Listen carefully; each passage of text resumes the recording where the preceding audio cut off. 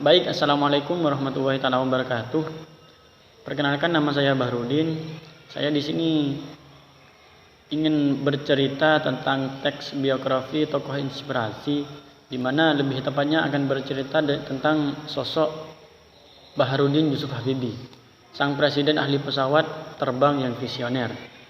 Pembacaan cerita kali ini untuk memenuhi tugas mata kuliah retorika saya, yang dimana pada pembacaan cerita ini ada 5 penekanan yang perlu diperhatikan.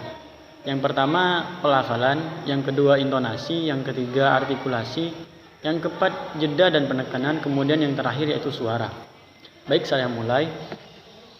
Biografi B.J. Habibie, sang presiden ahli pesawat terbang yang visioner. Bahrudin Yusuf Habibie merupakan nama lengkap dari B.J. Habibie. Beliau lahir pada 25 Juni 1936 di kota Parepare, Sulawesi Selatan.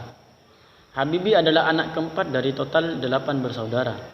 Ayahnya bernama Alwi Abdul Jalil Habibie, adalah seorang ahli pertanian dan berasal dari Gorontalo.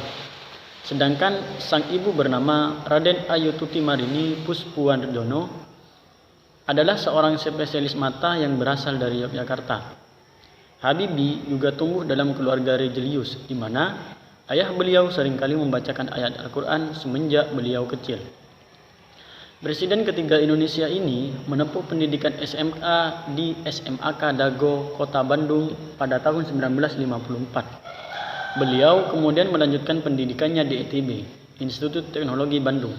Namun, hanya beberapa bulan di ITB, kemudian beliau memutuskan untuk mengikuti jejak teman-temannya untuk bersekolah di Jerman. Beliau memilih jurusan teknik penerbangan dengan spesialisasi konstruksi pesawat terbang di Ryan Western Asset Technique High School. Pendidikan yang ditempuh B.J. Habibie di luar negeri bukan pendidikan kursus kilat, akan tetapi merupakan sekolah bertahun-tahun sambil kerja praktek. Ketika B.J. Habibie sampai di Jerman, beliau punya tekad untuk sungguh-sungguh di perantauan dan harus pulang membawa kesuksesan, mengingat jerih payah ibunya yang membiayai kuliah dan kehidupan sehari-harinya. Bagi Habibie, di perantauan musim liburan bukan liburan bagi beliau, justru menjadi kesempatan emas yang harus diisi dengan ujian dan mencari uang untuk membeli buku. Setelah masa liburan berakhir, semua kegiatan dikesampingkan kecuali belajar. Berbeda dengan teman-temannya yang lain, mereka lebih banyak menggunakan waktu liburan musim panas untuk bekerja, mencari pengalaman dan uang tanpa mengikuti ujian. Hidupnya semakin keras di Jerman.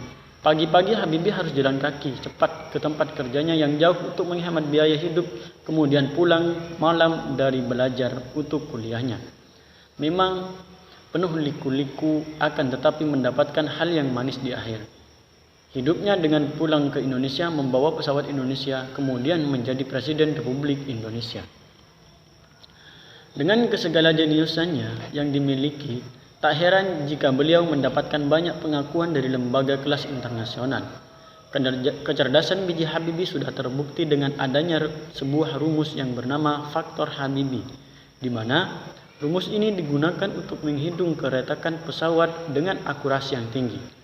Dalam hal ini, beliau diberi julukan Mr. Crack di tahun 1967. B.J. Habibie mendapatkan gelar profesor kehormatan atau guru besar dari ITB. Selain itu, dari ITB juga B.J. Habibie mendapatkan penghargaan tertinggi yakni Ganesha Praja Manggala. Sekian, terima kasih.